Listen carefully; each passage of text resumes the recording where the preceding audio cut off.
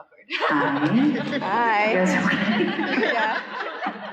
Did somebody threaten you and tell you not to make a peep when we came out? How's it going? Good. You guys better get pumped out for the show, because I'm worried. It's hot. Well, welcome to VIP. We're Tegan and Sara. It's a pleasure to get to hang out for a little bit. If you've ever been to this VIP that we're doing lately, you submit questions. We're going to answer them. Then we'll play a couple songs, and then we'll go home. We rave. Sorry? We rave. What do you say? Rave? Rave? We rave. Oh, rave. Yeah. We'll leave the stage, and I will read a book until showtime, and Sara will go to a rave, and it's going to be really fun. Sara, what's your McDonald's order? It's literally the first question. Who asked that question? I did. You did? You excited? I'm very excited. I'm thrilled to tell you. Okay, my McDonald's order mostly these days is a small fry, a cheeseburger, and 6 nuggets. I love it. That's what I like. For me, I went through a quarter pounder kind of phase, and then I was back into cheeseburgers, and now I'm like really into the McChicken again. What about you? I'm actually vegetarian, Cool. but I do get fries. You get the fries? Yes. Okay. Because you trust 100% Yes, that nobody and I falls love in there. a McDonald's Sprite, so. Okay. Is it different than other places? Yes. Okay. I believe you. I haven't had Sprite in a minute. This question is about if the Tegan and Sara cruise is going to happen, if it's a sure thing, and the answer is, until it is on sale, I wouldn't call anything 100%, but we have been discussing the cruise, and it looks like if all things work out, it will happen, but it's a long process, so it won't happen until 2025, so start saving now. But it's going to be really cool if we can do it. We get to hire all the bands and entertainment, and we'll perform many times, and we do all sorts of activities. It'll be really cool. Sara's very obsessed with the idea that we're going to have children's entertainment. Well, I'm not going unless kids can go, because I can't. If I'm going to go, it's going to be bringing my family. So I think a lot of our fans who have children might appreciate an opportunity if something was sort of curated for some kid content. I'm into it. So yes, the answer is sort of like, yes, it's a sure thing. Maybe. I would call it, I think Tegan's... No, let me finish my sentence. Maybe. Yes, it's a sure thing, but until it's on sale, who knows? I don't know. Yes is a sure thing. I'm not sure I like that. That sounds like that's Sara's answer. That sounds like she might be lying to you. But I think it's like we're really having fun. I don't know, I just thought of the TV show Full House, but I don't know. Anyways, I think that like putting together content and like people and speakers or like musicians or whatever, like I think that's been our dream forever, to put something together. And I know a lot of bands do like festivals. That's always stressed me out, and I feel like this is like way lower stakes to do it on water. And I know that seems like that couldn't possibly be true, but somehow it seems like, I don't know why. Maybe, I don't know why. Okay. The next question is about if we have any non-fiction books that we can recommend. This is a weird thing, but I read a lot of non-fiction, and the one that's popping into my brain isn't one that I'm currently reading, but I was talking about it yesterday, so it's in my brain. But it's Empire of Pain, about the Sackler family and the history of opiates. It's kind of depressing, actually, now that I'm saying it, looking at you, but it is something that I would highly recommend given the state of affairs. The Prince Harry book was good. It's there. I also like that. I like listening to it, actually. Yeah, I listen to it. Beautiful voice he has. Yeah, he reads real well. He reads real good. Real good. Gosh, I've been listening. I mostly listen to nonfiction, but last week I read a book about, it's called The Art Thief, I think. I'll post it on stories if I got this wrong, but I picked it up because it's the same author who wrote the Stranger in the Woods, and it's so good, and it's about a couple who steal art, not Stranger in the Woods, but the art thief one. I picked it up in the airport while we were on tour, and I really loved his other books, that's why I picked it up, but it's about a couple who have, basically they were like single-handedly stole the most art, and they did it while they were in their 20s. It's so good, so I recommend that. I'll put it up on stories though, because I'm only like 94% sure that I got the name right. Okay, as a queer person who grew up with you as my role models, how did you deal with that pressure? How did we deal with the pressure of being your role models? Or did it really change how you lived life?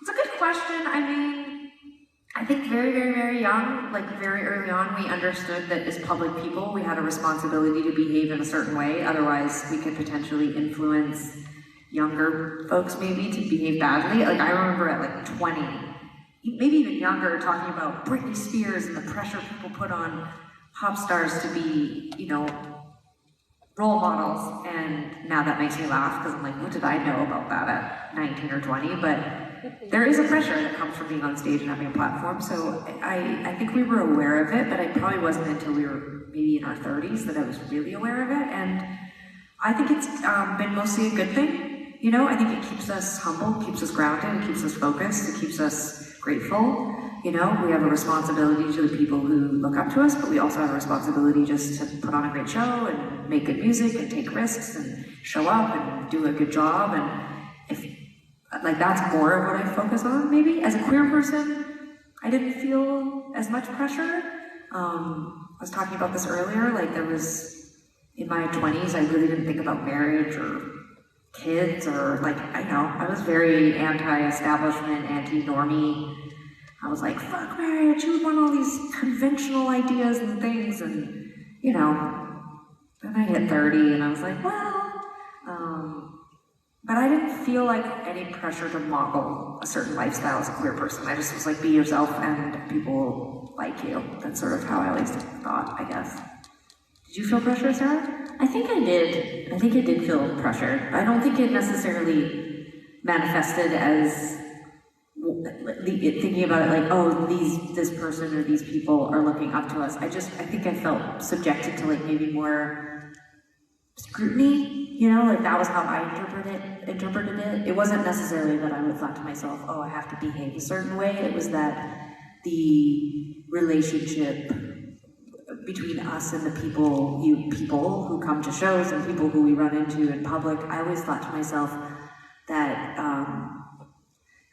there was just like this pressure to like always be good or be funny or be interesting or say something interesting or, but I always say something interesting. I don't, and I always felt, there was like a really specific period of time where I remember it finally dawning on me like, oh, this is just part of what it is to be successful in our culture. You know, I was like, on one hand, I was so excited because we were like becoming more successful and people were so excited. You know, it wasn't just like, oh, I came out to see your band play. It was like, oh, this is like, you're my life and I love you and this is like so important. And I remember feeling that about people and remember feeling that about bands. And then you sort of have this weird realization that you're that thing and you don't feel deserving, but then you also, I think there's a part of you that's like, oh gosh, it sort of feels like, I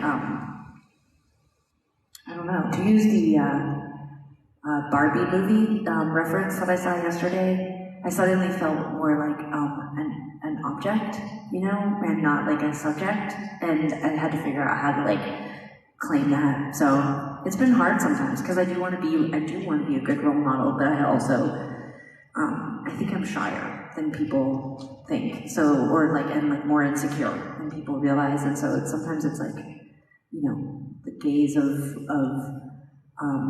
the public part of our career has been sometimes difficult. Also, like we get these like beautiful letters and beautiful messages about how we've impacted people's lives, and then when you feel like you're not doing that, there's this sort of, I don't even know what the word is, like sometimes I'm just like taking the recycling out and just like frumpy and watching TV and arguing with my girlfriend. She's actually my wife, but anyways, I'm like, then I think about the person that some other people think about us as, and it's like, God, so distorting, isn't it? But anyway, I recently met my hero from growing up, Billy Corgan, and we did like a fun Zoom interview thing with him, and it was weird how I wouldn't have said this like before we did the interview, but as soon as I saw him on screen, I just wanted to tell him all the emotional things that I felt when I was a teenager. Like I really wanted him to like witness me as a teenager, but I kept it under control, and I didn't do that. But it was really cool. It was really exciting to talk with him, and Anya DeFranco too. Actually, we got to talk to her this year as well, and it was really cool. And I tried not to like,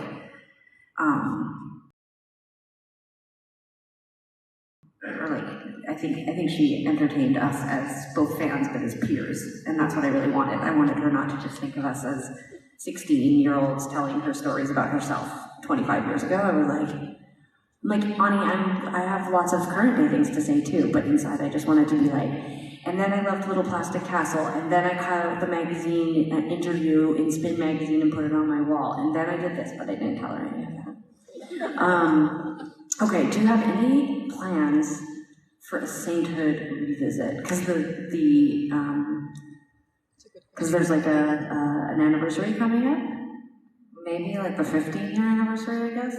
Yeah, because it came out in 2009 or 2008. 2009. I do love sainthood. I am feeling like very into sainthood right now. Like we've been talking a lot about next year, and we're not going to announce it yet, but we're going to do some touring next year, but it's going to be acoustic, and it's going to sort of be in pockets, and it'll be intimate and acoustic, and I can't say exactly yet, but we think that each of those pockets will be focused on a different record. I can tell you that. So, and I'm sure Sarah's vote will be anonymous into a hat, but I'm sure she's going to pick Sainthood. I don't know if it'll be Sainthood, but I do think it's such a good album. And it is one we never did everything off of, so pretty cool. What's your favorite merch item you guys have? In the recent, possible. Yeah, I was gonna say, just recently I thought the I should start working on myself hat again, I should start working on myself again hat. Is so funny, and I wore it out and about in, where were we? St. Louis, and like 3 different men stopped me on the street and were like, I love your hat, and I don't know how to take that, but I was glad that they liked it because it was my idea. But I love doing Tegan and Sara merch. It delights me. We're about to launch another t-shirt subscription, and the designs are, I just love it. And nothing makes me happier than seeing people in Tegan and Sara stuff. It's since day one, I love it. We always pick the best people to like come up with designs, and it makes me feel so happy when I'm out in the wild, like not around a show, I'm just like at the supermarket and I see someone in a Tegan and Sara shirt, and I'm like, and I just keep walking. I don't think I have like a favorite design, but recently we were revisiting Love You to Death era. It's good, and I was really into. I was like, oh yeah, these are really cool. I was like feeling like if we ever do like a callback to a certain era, I would be into those designs again. Super cool. There's a question about finding a good hairstylist in Montreal. I do have a great hairstylist in Montreal, and she has a cute little salon, and I don't actually even know the name of her salon because I've been seeing her for 21 years, and I just think of it as Claudia's salon, but it's not. I'm gonna post it. I'll post the name of the salon, but she's lovely, and she's, I think she's said, every time I see her, she says that like every year new Tegan and Sara fans come to her and find her, and she's really, she's very Quebecois, and she's always very like, she always says that she's just like cut so many Tegan and Sara haircuts, like that, but she acts like bored of it, because she feels like she like kind of like invented our haircuts a little bit, you know, like she'll be like, I gave you your first mullet, or I gave you that first swoopy bang thing, and then she'll be like, yeah, I had to cut so many, like as if it's like, no, I don't think she means it as like it's a bad thing, but she like is very cool, and so I'll post her information because she's really fun. Next is a comment. This is for Carrie and Erica.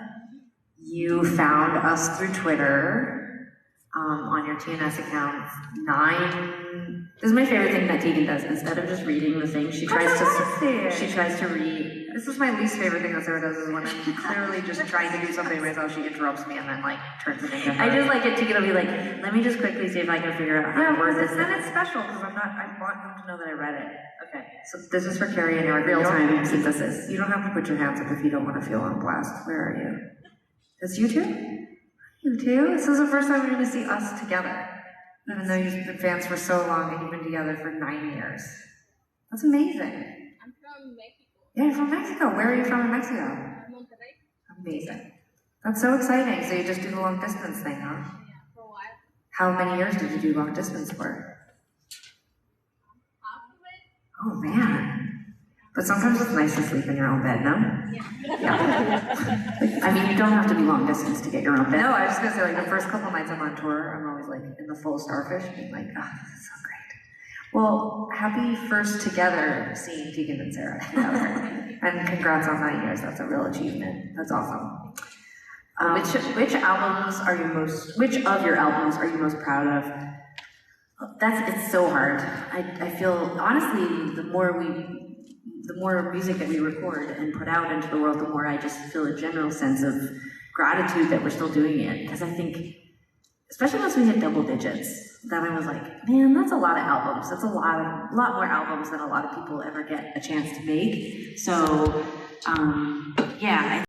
If you ask me which one I like the most, or which one I feel the most attached to, I can definitely, I can sort of like start to like narrow it down. But in terms of like just feeling proud, they all sort of take They're like children. They take a serious amount of labor. You know, you have to like even the ones that I'm like not even that into. Like for example, I'm not embarrassed or like I'm not like shy about saying like I don't really love this business part. Like I don't feel like when I listen to it, I feel nothing for it. Actually, I feel lots of things towards it, and they're not good.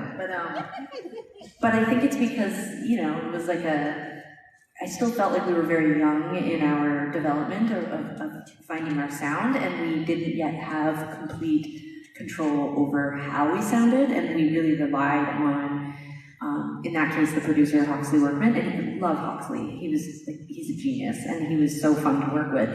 But when I listen to that album, I really hear us still kind of being processed through somebody else's perspective and creative flow, and so, but then I still think to myself like, oh, I'm really proud of the fact that we went out to Toronto and made this album with Hawksley and did it in like a week and whatever. So I feel proud of all of the work. I just like some of it more than other work. Like Santa, really into it right now. Yeah, I feel like the same. I think my favorite album is always the one we're currently working on. So right now I just love Cry Baby. I think it's weird and sad and so melodic and it's high energy and it's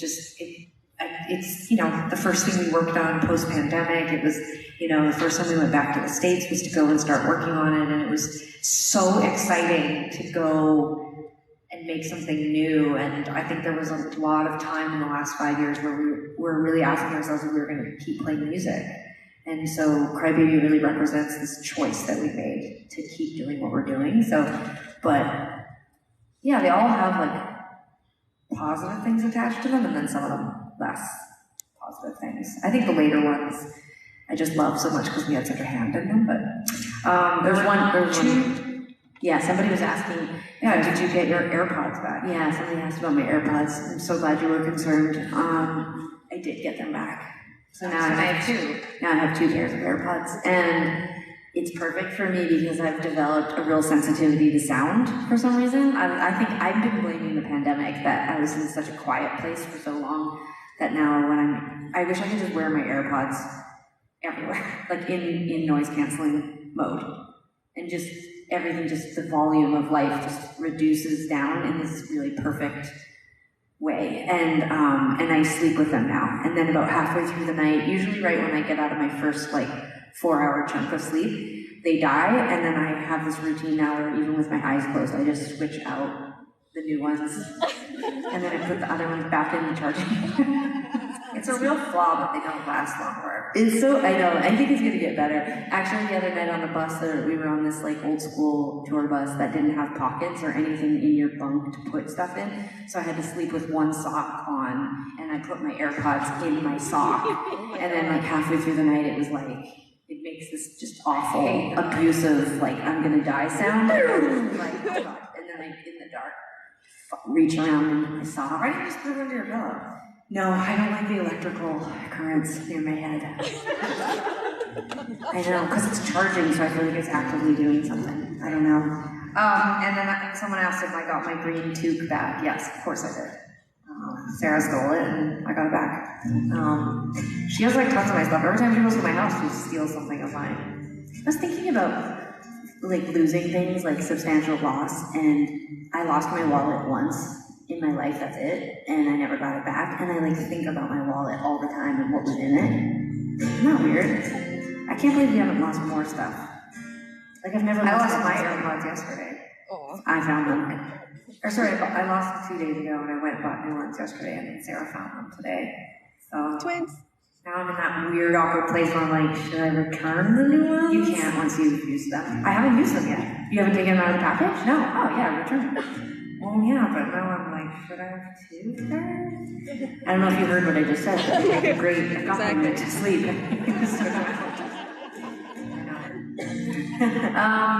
We had a week off last week, and I spent some time working on some music stuff, and while I was doing that, I was trying to learn some old songs, and I made a mashup. We played it in Saskatoon, and the audience for the VIP was very quiet. They're kind of like you guys, and I didn't really give them a warning, so I'm going to give you a warning, because I found it quite unnerving how they responded. So, but this is a mashup of 4 songs, 2 old ones and 2 new ones. One is actually from This Business of Art, Sarah's least favorite Tegan and Sara record, which is probably why she had such a. It's actually not my least favorite, it's just the one that I... Wait, I feel like I was your least favorite? Yeah, probably. Well, you know what's crazy? The songs They're on probably both tied. albums. It's on both albums. Yeah, it is on both albums. Like, they're tied. I feel like I have more affection for Under Feet Like Ours because we made it at Mom's house and we were kids. Okay, well, either way, I'm just saying, it's 2 new songs, it's 2 old songs. And even if you're like, I don't know what all these songs are, you should definitely cheer quite enthusiastically after, because I put a lot of time and energy into that. So. And you're unnerving with your just smiling. I can't tell if you're hating this or not, so think about that while I'm playing this song. Even that, like that no one ever knew. It's like something bad happened before we got out here. That's what it feels like right now. You're all just holding it together for us.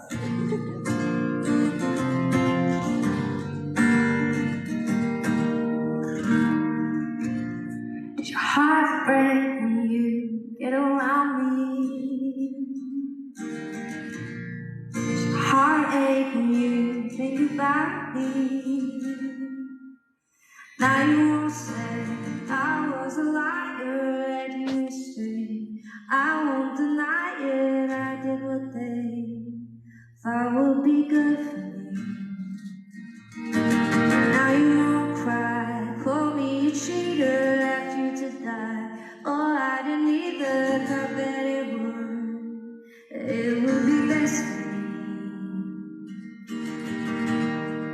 You crumble to your words, you tumble to your words. I couldn't be your friend, even if I tried. I couldn't be your friend. Try to conceal it, I won't believe it, even if I tried again. I couldn't be your friend. I tried to run this town in a bad mood lately. It was somebody died, baby, he's gonna save me. Guess I never really ever knew me at all. I guess I never thought about it till you were gone. It was somebody died, baby, he was gonna save me.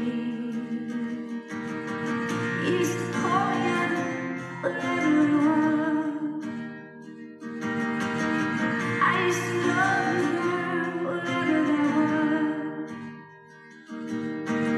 One thing about it now, that's all it was. One thing about it now, that's all it was. I used to be free-spirited, now I'm just free of sleep. I got a burning passion in my heart, burning passion inside me. My job, waste my time in you. My life that needs a seriousness. All the things I wanted, all the things I want, they go on and on and on and on. They go on and on and on and on and on. You have someone deep inside of you. Always have more for me. Always have more for me. You have someone deep inside of you. Always have more for me. Always have more for me. When you left LA to start a family anew, I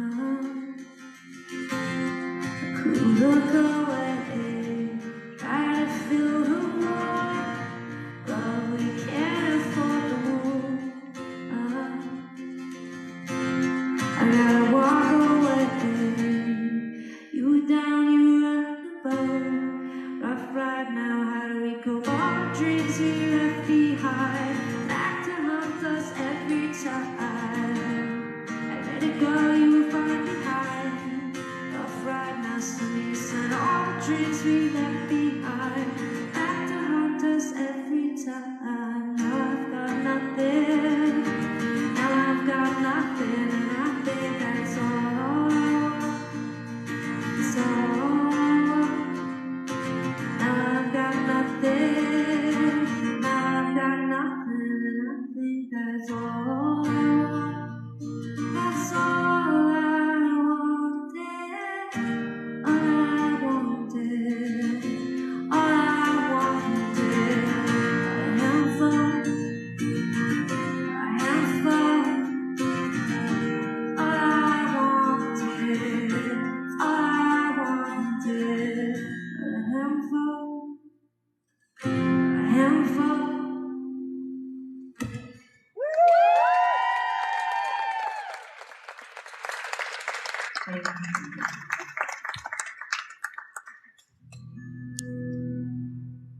It's like being on a train on a track, like once it started, and it's like, when you make a mistake, your brain gets off the track, and so you have to get it back on track. And when I made the mistake in the first part, I was like, this is gonna go poorly. I just feel it, but it didn't. It was fine. My brain recovered. It still has some elasticity.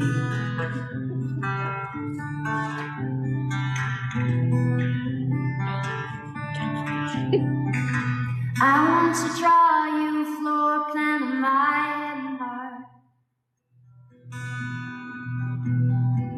I want to give directions, helpful hints. What you'll be looking for. What you'll be looking for.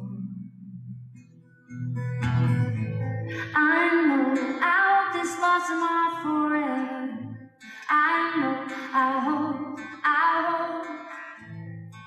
know, I hope this lost in my forever. I know, I hope,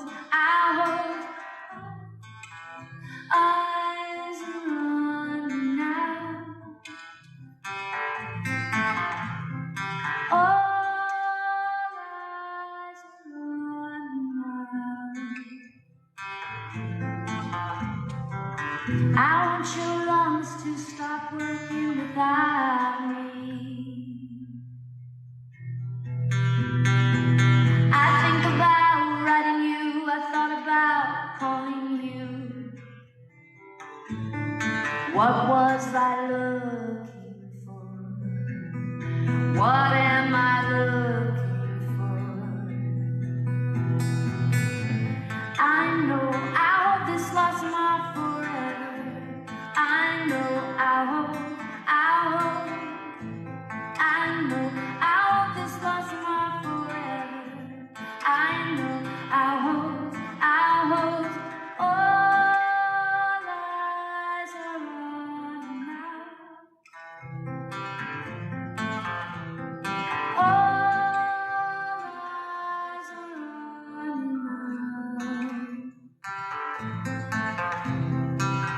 I shouldn't go, but I can't really help it.